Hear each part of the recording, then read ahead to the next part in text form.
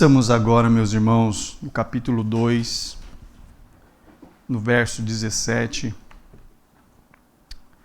E nós vamos fazer a leitura do texto sagrado.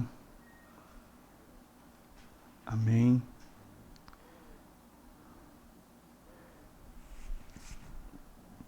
Todos os irmãos já aí com a Bíblia aberta, o seu aplicativo. Então vamos lá. Mesmo assentados, irmãos, mas com os nossos corações reverentes ao nosso Deus.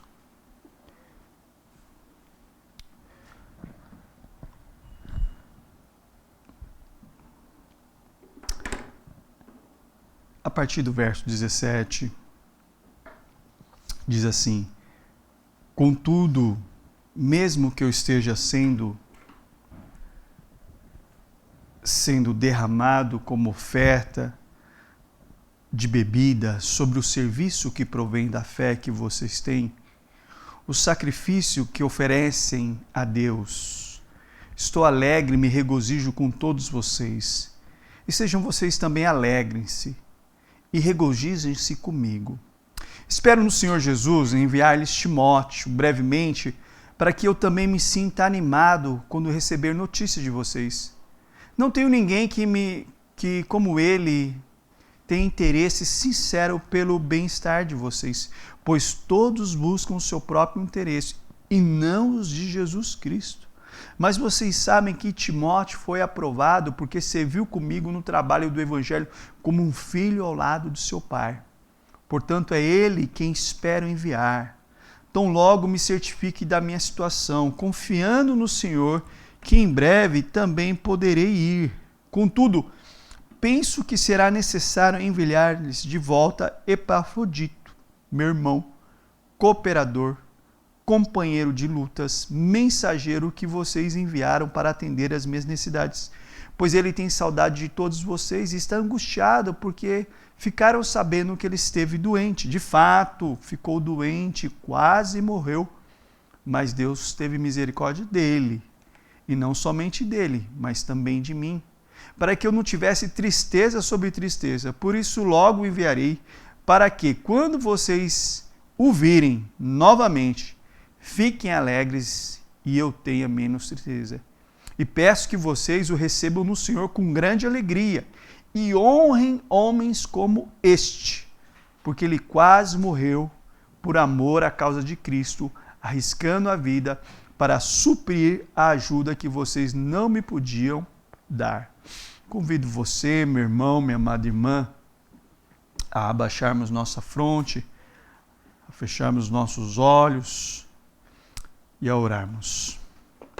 Senhor nosso Deus e Pai, mais uma vez queremos nos colocar diante do Senhor, queremos agradecer por mais este momento no qual pudemos te louvar, no qual podemos, Senhor, declarar a Ti, Senhor, o nosso amor, a nossa adoração, Senhor. Ciente, Pai amado, que só Tu és Rei e não há outro, senão a Ti, Senhor. Agora, Senhor, peço que o Senhor esteja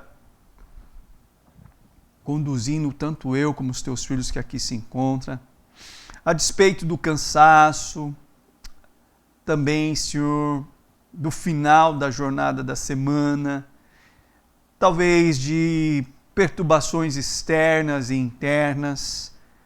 Assim, Deus, eu rogo, Senhor, que mesmo aí com as suas dificuldades, com talvez perturbações que venham tentar tirar os teus filhos daqui, mas que o Senhor os guarde, Senhor, para que juntos possamos ouvir tua voz nessa noite, Pai.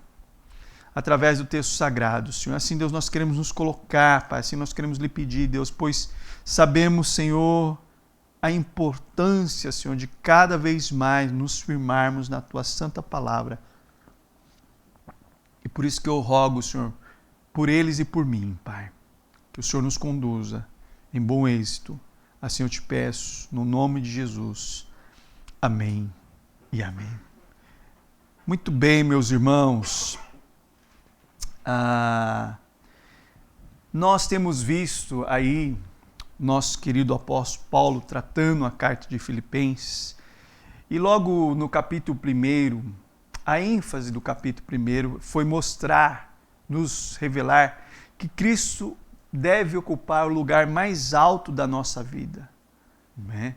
Se você se lembrar do capítulo 1, do verso 21, não sei se você se lembra. Se você não se lembra, você tem o direito aí de olhar um pouquinho para trás na sua Bíblia e dar uma olhadinha no verso 21, porque ele é lindo, porque para mim o viver é Cristo e o morrer é lucro, ele diz isso aí. Então, ele vai nos falando, irmãos, que Jesus deve ter a supremacia na nossa vida. É isso que ele falou no primeiro capítulo, porque ele mesmo diz, para mim o viver é Cristo e o morrer é lucro. Agora no capítulo 2 de Filipenses, ele nos revela que o próprio Pai exaltou Cristo de sobremaneira, no qual lhe deu o nome que está acima de todo nome. Nós vimos isso. E nesse exemplo que ele traz do capítulo, a partir do verso 1, e ele vai até o verso 11, a ênfase de trazer a humilhação de Cristo depois da sua exaltação era para mostrar àqueles irmãos que eles deviam ter uma mesma atitude. Qual é a atitude que eles devem ter? Está aí no verso 5. Eu dou a chance de você. Qual a atitude que nós devemos ter? Seja a atitude de vocês a mesma de Cristo, que não considerou ser igual a Deus. Ele nos chama para sermos humildes, irmãos. Ele nos mostra que a primazia nos relacionamentos é o outro. Se na nossa vida, no capítulo 1, Cristo é a primazia, nos relacionamentos é o outro. Lógico, se você quer ter relacionamento saudável. Se você não quer, né, aí você põe você na frente, como você quiser, na maneira como você quiser. Né? Mas Paulo está nos ensinando aqui, irmãos, que na perspectiva bíblica, para que nós tenhamos bons relacionamentos, nós precisamos colocar o outro na nossa frente. E aqui, nesse capítulo 2, né, ele já deu o exemplo de Cristo Jesus, lembre-se disso, ele já deu o exemplo de Cristo Jesus. Agora ele vai dar o exemplo dele mesmo, e vai ser bem sucinto o seu exemplo. Depois ele vai trazer o exemplo de Timóteo e o exemplo de Epafrodito. Porque Paulo, ele está na sua carta conversando com os filipenses, pensando assim, vocês não dizem que são de Cristo, vocês não dizem que a vida de vocês é para Cristo. Se tudo é para Cristo, ele pergunta, por que vocês têm tantos problemas relacionais? É esse o grande problema. É porque às vezes, né, irmãos, muitas pessoas mascaram, mas a vida dela não é para Cristo. O viver dela não tem nada a ver com Cristo. E isso vai desembocar nos seus relacionamentos muitas vezes. E aí então Paulo questiona isso. Reverendo Hernandes, comentando essa questão aqui, desse capítulo, ele diz que a maioria dos problemas que surgem na igreja, na família de Cristo, no corpo de Cristo, não vem do lado de fora, mas vem do seu próprio interior. A igreja, ela enfrenta mais batalhas internas do que batalhas externas. Ela gasta mais tempo e sofre e desgaste mais com lutas internas do que crises externas. No capítulo 2, os 4 primeiros versos revelam este problema. Paulo reconhece que essa igreja, a igreja de Filipos, ela é uma companheira de ministério, ela é uma fiel cooperadora na obra missionária, ela é amiga desde o primeiro encontro que eles tiveram. No entanto, essa igreja, ela tem sérios problemas de relacionamento e precisam ser tratados de modo sério. É isso que ele deseja. E perceba que ele dedicou aqui 30 versos para tratar desse problema. E a carta só tem, como vocês sabem, 4 capítulos. Então, para Paulo, isso era muito importante. Esse problema precisava ser sanado. E aí, então, ele traz a doutrina de Cristo, a cristologia, usando o exemplo de Cristo como exemplo para nós, e talvez alguém naquela igreja poderia falar, mas isso é fácil para Cristo, né? Porque Cristo é perfeito, Cristo é justo, Cristo é bom, mas com certeza lidar com Jesus deve ser maravilhoso, né, irmãos? Ele não erra, ele não pisa na bola, ele não fala coisa que não deve, ele não fica nervoso com a gente, então a pessoa pode falar, mas não. Mas aí então Paulo, ele traz 3 homens que imitaram a sua atitude. Ele, Timóteo e Epafrodito. E é isso que nós vamos ver. Vamos ver esses exemplos de homens de Deus, de servos de Deus, para que nós possamos também nos tornar servos e servas de Deus. Vamos lá então. Primeiro nós vamos ver aí nosso querido apóstolo Paulo. Passou, já foi, que é o prisioneiro de Cristo. O verso 17 começa assim, ó. Contudo, mesmo que eu esteja sendo derramado como oferta de bebida sobre o serviço que provém da fé que vocês têm, o sacrifício que oferecem a Deus, estou alegre e me regozijo com todos vocês. E sejam vocês também alegres e regozijem-se comigo.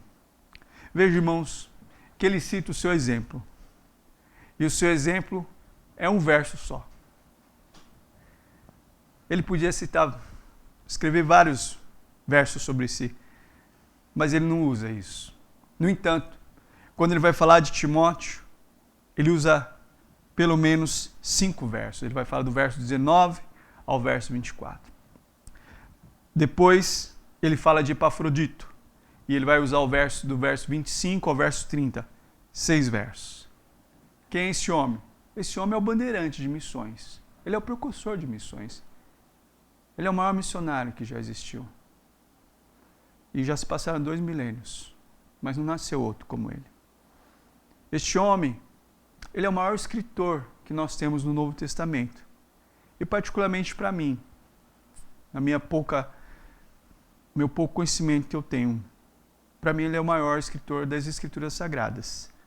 Lembre-se que 70% desse Novo Testamento foi ele que escreveu. E ele discorreu sobre todas as doutrinas.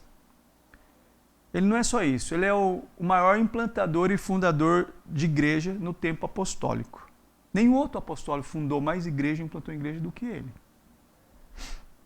Mas é interessante, quando ele vai falar de si mesmo, ele usa um verso só. Ele não coloca o seu currículo, né? Agora, você ainda se usa, né? Hoje é mais digital o currículo, né? Para se enaltecer, para se engrandecer, para que a sua pessoa seja abrilhantada. Não, ele não faz isso. Às vezes, não sei se vocês já repararam, mas eu reparo muitas coisas, eu sou um cara muito atento. A gente vê esses banners, a gente vê folder, a gente vê os cartazes, a gente vê os posts, né? Os posts, seja de pregações, de cursos, de cruzadas, seminários. Então coloca a foto do palestrante, do pregador, depois lá embaixo eles põem o que ele fez e aí vem que ele é formado um bacharel tal, ele é mestre em tal coisa, ele fez doutorado não sei aonde, e aqui nada contra para quem estuda, porque eu sou um dos que estuda, então senão eu estou nesse meio aí também. Estudar sempre é importante para servir melhor no reino de Deus.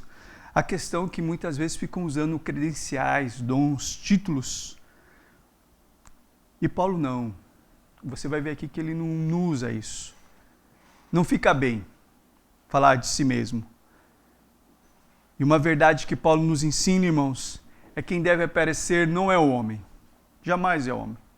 Eu sei que as pessoas gostam de enaltecer os homens, mas só lhe deu glória. Somente Deus a glória, irmãos. Lembre-se disso. Aonde um homem aparece demais, Deus não está aparecendo. Então, nós precisamos entender isso. Não só isso, ele é um prisioneiro, irmãos, sim, de Cristo, mas que está pronto para morrer pelo Evangelho. Ele usa aqui, presta atenção no verso 17, porque é muito interessante, ele diz assim, contudo mesmo que eu esteja sendo derramado como oferta de bebida. Em outras Bíblias usa a palavra libação, libação. Isso é uma palavra muito bonita, né? O que é libação, né? A gente já pensa, meu Deus do céu, isso é um nome, hein? Paulo estava encarcerado em Roma, como os irmãos sabem, mas ele tinha uma expectativa de ser liberto.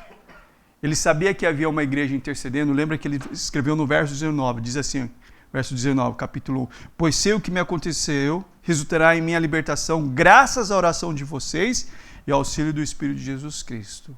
Ele coloca como instrumento que Deus vai usar para que ele seja liberto as orações da igreja. É por isso que nós devemos orar. Nós não sabemos quando Deus vai usar as nossas orações, mas nós devemos orar. É um mandamento. Ele tem esperança na sua libertação. No entanto, o apóstolo bem sabe que o seu aprisionamento não é algo do destino, escute bem, não é uma casualidade, não é um determinismo, não é a maldade humana, ou seja, os fariseus e os judeus que levaram ele até esse momento, não é isso. Ele está preso, pois é o desejo da vontade divina. E a gente já mostrou aqui como foi importante esse homem estar preso. Não que nós queríamos que ele estivesse, mas foi importante. Nada acontece na vida dos filhos de Deus por acaso. Lembre-se disso. Paulo é o prisioneiro de Cristo. Ele diz isso, e não de César. E essa palavra libação, né? Ela tem a ver, irmãos, com rito religioso, tanto no judaísmo como no paganismo. Era usado isso. No paganismo, todas as vezes que eles faziam um sacrifício aí para seus falsos deuses, né? Eles derramavam um pouquinho de vinho sobre o sacrifício para agradar esses deuses falsos. Quando um pagão tomava uma refeição, eles faziam uma libação antes e depois de comer.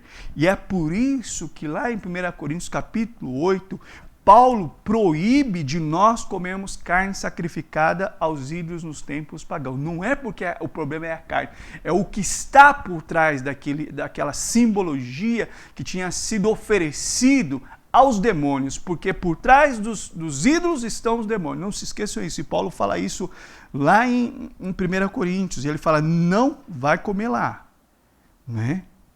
Porque havia essa cerimônia de libação aos falsos deuses. Agora, no Velho Testamento, quando se fazia um sacrifício no altar, um holocausto, o sacerdote também derramava o vinho ou o azeite sobre o sacrifício, tornando agradável a Deus. Libação é isso, é você derramar o azeite ou o vinho enquanto a carne estava ali sendo queimada, oferecida a Deus. Isso é libação. Ele está dizendo que isso está acontecendo na sua vida. A pergunta é, qual é o propósito de Paulo utilizar esta figura para a sua própria vida? Isso aqui, irmãos, é belíssimo.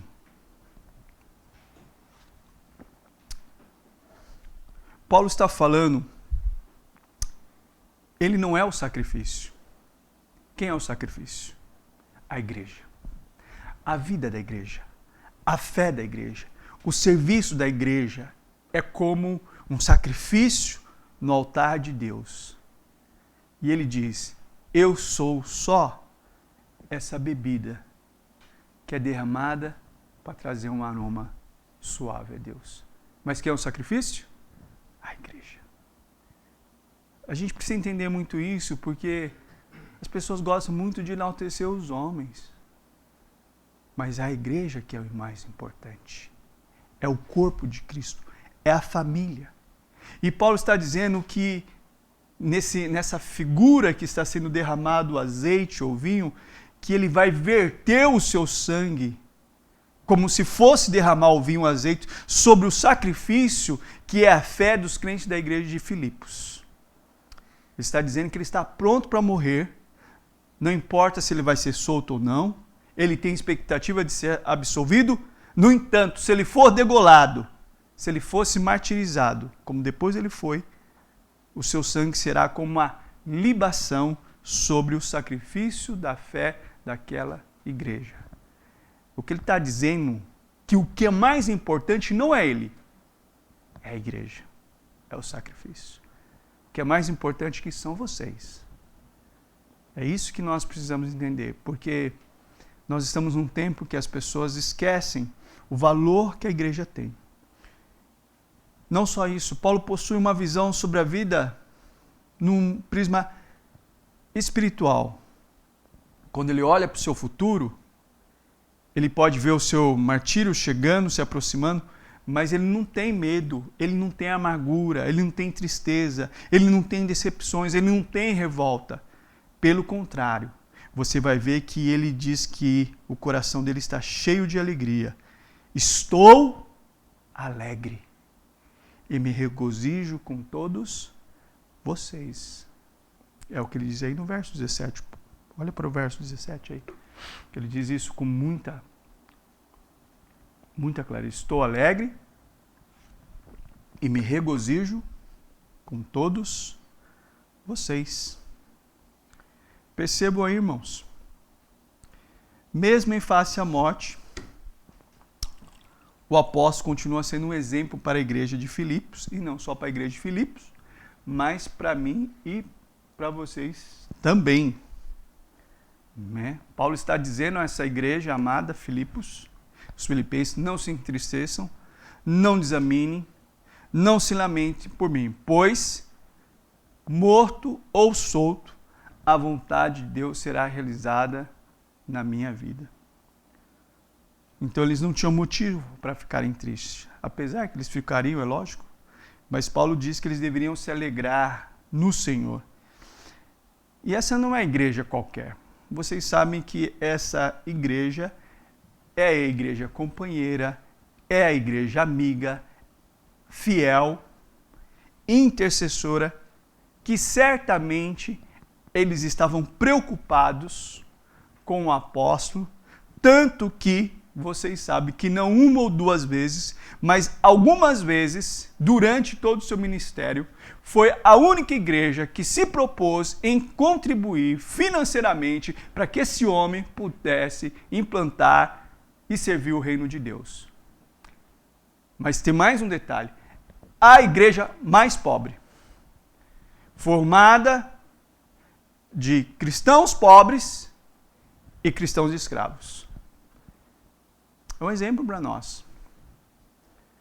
Porque o que você espera receber de uma igreja pobre, na sua maioria, e de irmãos escravos? Sejamos sinceros. Nada. Mas é aí que Paulo fala em outra carta que da pobreza deles eles deram. E aí ele vai chamar a atenção das igrejas ricas, que era a igreja de Corinto, dizendo que era uma vergonha para eles, essa igreja pobre, ofertar, e dessa vez essa oferta não era para eles, mas para os pobres de Israel, e a igreja de Corinto não dava nenhuma pipoca para ninguém. Então, irmãos, essa é uma igreja muito, muito querida por esse apóstolo, e é por isso que eles estavam preocupados com o apóstolo. E não só isso, além de pensar na questão de necessidades, você vai ver aqui que nós vamos tratar, eles enviaram Epafrodito. Né? E talvez você olhe para esse irmão aí, né? E você fala, mas quem é esse Epafrodito? Nós vamos estudar ele, mas Epafrodito foi aquele que levou as ofertas, o recurso financeiro. Mas Epafrodito não foi só levar, Epafrodito foi ficar com o apóstolo Paulo, ou seja, que Epafrodito também era uma oferta da igreja de Filipenses para que ele não ficasse sozinho durante o tempo que ele ficou preso. Ou seja, a igreja o fortaleceu financeiramente, a igreja o fortaleceu espiritualmente, orando por eles, e a igreja o fortaleceu emocionalmente, mandando um servo de Deus para ficar com ele durante um tempo que ele estava preso. E aí chegou lá, não sei se você, enquanto você estava lendo aqui, você percebeu, Epafrodito ficou doente. E a doença quase o levou para perto do nosso Senhor Jesus. Mas o que ele está nos mostrando aqui, irmãos, que essa igreja mostrou zelo, mostrou amor, mostrou a sua dedicação e preocupação com o seu missionário e com o seu pastor. E ele sabia que eles estavam preocupados porque havia sim uma possibilidade dele morrer nessa primeira prisão. Lógico, nós já estamos há 2 milênios depois, nós sabemos que nessa primeira prisão ele não vai morrer, mas na segunda não vai ter jeito, vão cortar a cabeça do apóstolo.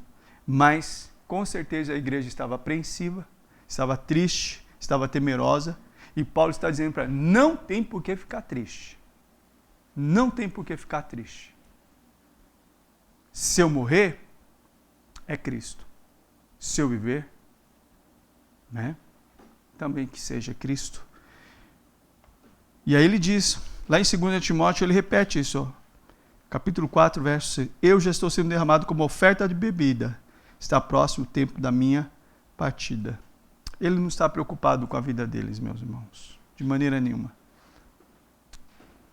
E aqui uma verdade que se aplica aos nossos corações.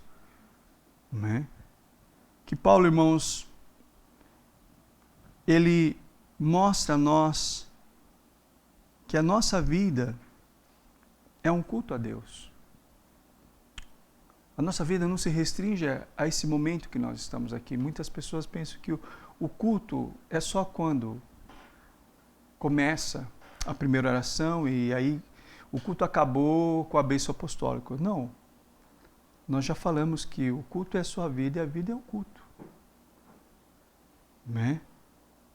Às vezes as pessoas são muito zelosas aqui na casa de Deus, mas são desleixadas fora da casa de Deus. O que o apóstolo Paulo fala sobre nós? Você se lembra de um verso que ele fala sobre o que nós somos? Está lá em Romanos. Ele diz assim, portanto, irmãos, rogo pelas misericórdias de Deus, que se ofereçam em sacrifício vivo, santo e agradável a Deus. Este é o culto racional de vocês. Esse sacrifício vivo, santo e agradável a Deus, ele está dizendo que é só durante o culto? Não é durante o culto, porque o sacrifício vivo, santo e agradável a Deus é a sua vida.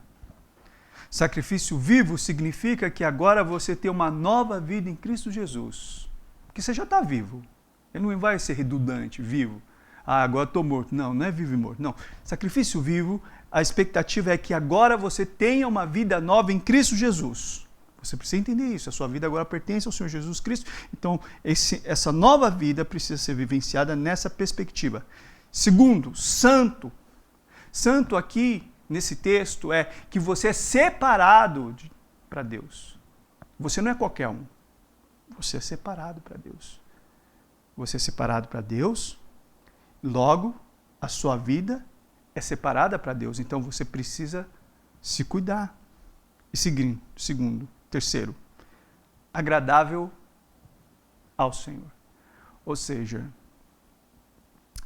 quando Paulo nos fala isso, irmãos, ele nos mostra que o culto, quando estamos juntos aqui, mas o culto continua, porque você é um sacrifício vivo, santo e agradável a Deus. Aonde você for, você está como um representante do nosso Senhor Jesus. Então, o que você faz no seu trabalho, o que você faz fora, na sua casa, com a sua família, na igreja, com seus irmãos, isto é o seu culto racional. Isto é libação para Deus. É por essa razão que não tem como nós departamentalizarmos a nossa vida. Ou seja, aqui eu sou cristão, fora aqui não sou. Não. Você é cristão aqui, você é cristão lá fora, você é sacrifício vivo, santo e agradável aqui, você também é lá fora. O culto não termina, porque o culto é a sua vida e a vida é o culto. E isso precisa estar muito claro nas nossas mentes, porque nós estamos com sérios problemas na igreja evangélica, porque as pessoas parecem que elas esquecem que elas são filhas de Deus, mesmo depois que termina o culto. E aí aqui é uma coisa, aqui é uma coisa, mas fora daqui é outra coisa, e aí nós estamos cansados, eu, vocês, e todos que querem levar Cristo Jesus a sério, de maus exemplos de pessoas que se consideram filhas de Deus. Mas, na verdade, quando você olha para os frutos, não há frutos. Não há frutos. E Paulo nos ensina isso. E nos ensina que, a despeito de tantos servos e servas que possam ser usados por Deus, o importante é o sacrifício, não é o azeite, não é o vinho, é a igreja do Senhor Jesus. A igreja toda, não é uma pessoa, é a igreja. E aí ele convida a igreja a se regozijar-se com ele. E aí a gente fica pensando neste homem que está no corredor da morte, que sim, há uma possibilidade dele ser decapitado, mas há uma possibilidade dele também não ser. Mas mesmo assim ele olha para os seus irmãos em Cristo e diz: meus irmãos, se alegrem no Senhor. E novamente vos digo, se alegrem no Senhor. É um exemplo para nós, não é verdade? Porque hoje, né? Hoje nós temos muita gente muito dodóizinha na igreja, né? As dores são intensas, com certeza. Não devemos minimizar nem ser reducionistas com sofrimento e dores do Senhor, mas às vezes, irmãos, a pessoa não passou quase nada, mas tudo é difícil, tudo é problemático, tudo é... Nós precisamos ter um limite, né? Autocomiseração, pena de si mesmo também é pecado, irmãos. Nós devemos ter muito cuidado com isso. Todos nós aqui sofremos, mais ou menos, mas sofremos. Faz parte da vida.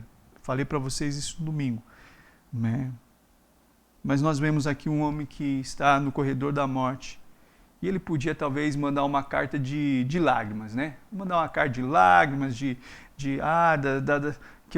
que eu quero pregar o evangelho, mas eu não consigo porque não me deixam. Não, ele, irmãos, ele prega o evangelho aonde ele está na prisão, ele prega o evangelho, ele está livre, ele prega o evangelho, ele está em Atenas, ele prega o evangelho onde Deus o coloca. Nada impede desse homem pregar. E nós muitas vezes colocamos vários impedimentos.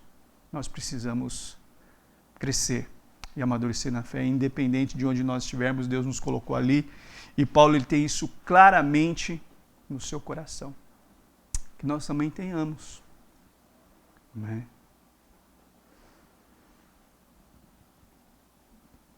Dúvidas? Perguntas?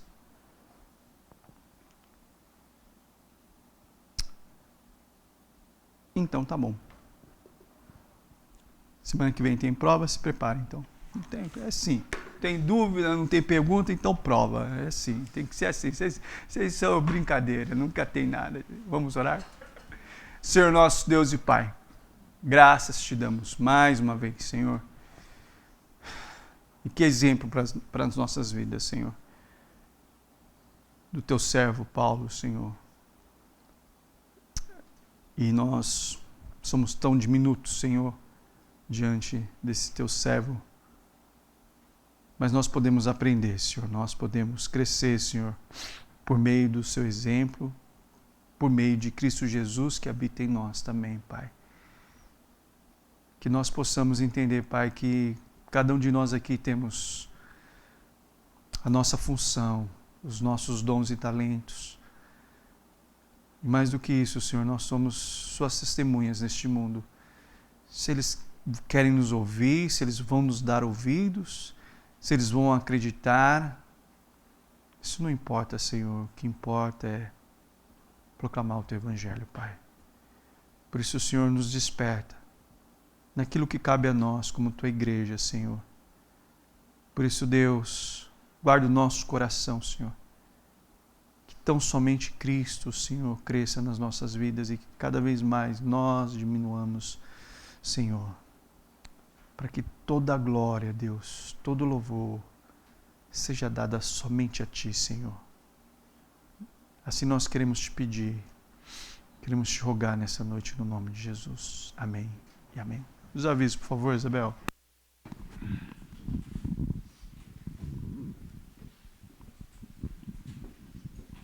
A graça e a paz, irmãos. Aviso culto de celebração